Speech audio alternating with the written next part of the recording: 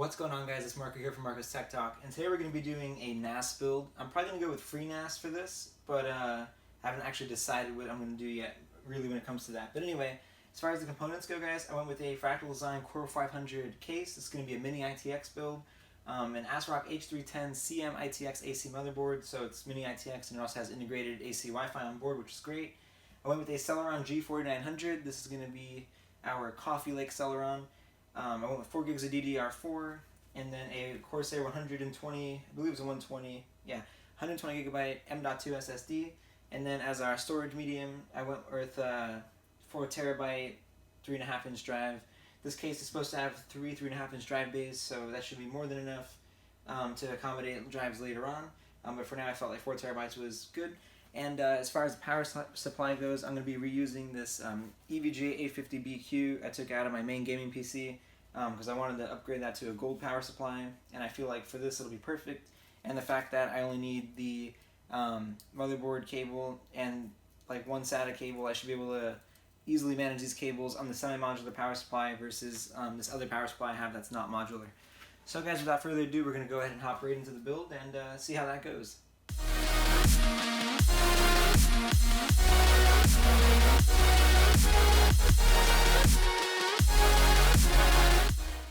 Alright, so I'm going to unbox the case first just because in the past I've done the motherboard, CPU, and RAM, all that stuff, and then I had to find somewhere to put it while I'm doing the while I'm unboxing the case. So I'm going to do the case first and kind of prep that for the other components.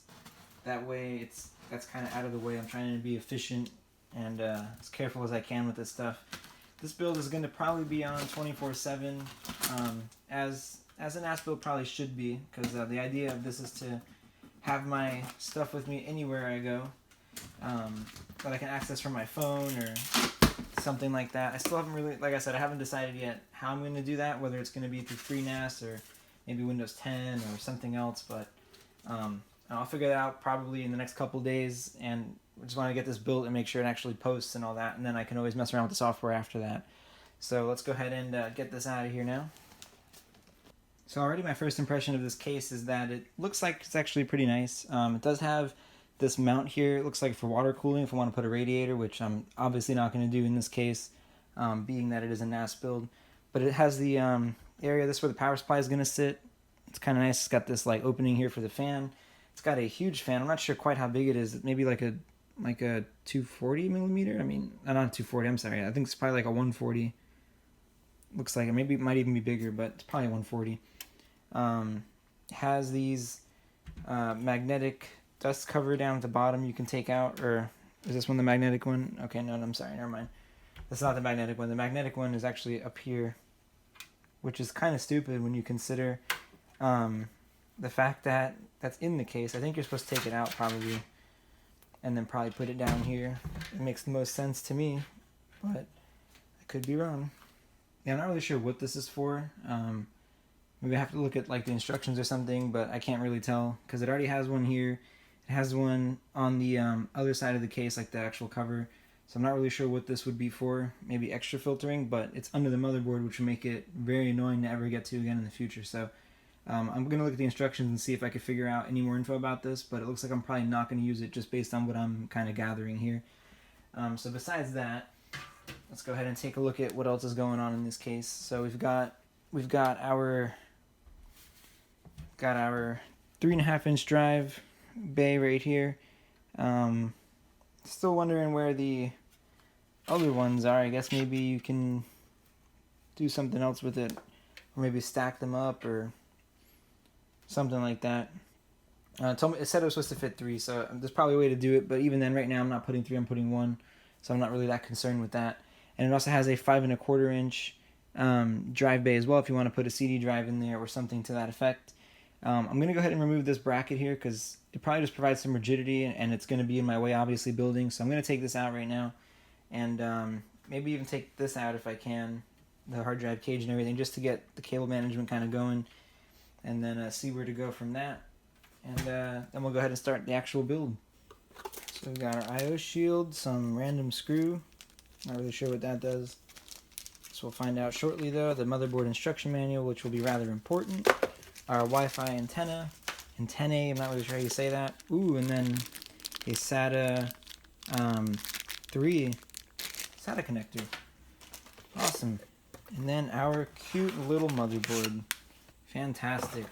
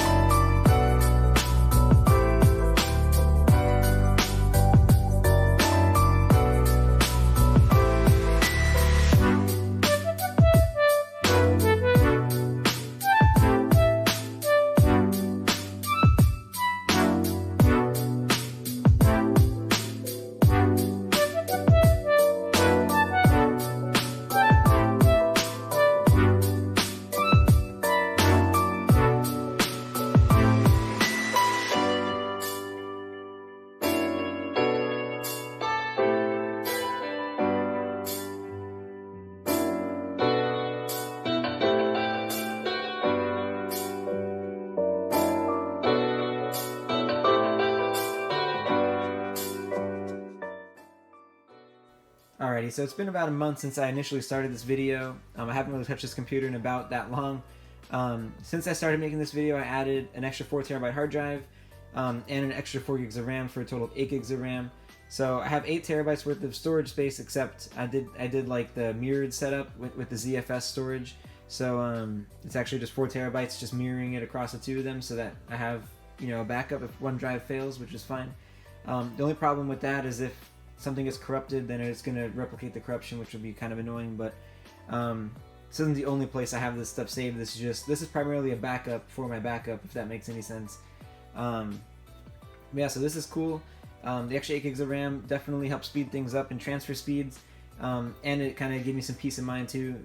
Not only because FreeNAS recommends a minimum 8 gigs of RAM. People say that if you have less RAM than that, like, it can cause data to be corrupted more easily, stuff like that. So yeah, but that's really it for this video, guys. This thing works great. FreeNAS was pretty easy to set up. If you have any questions about the build or about FreeNAS in general, I can try to answer some for you. Really wasn't that hard to figure out. So yeah, guys, I appreciate you watching the video, and thanks a lot.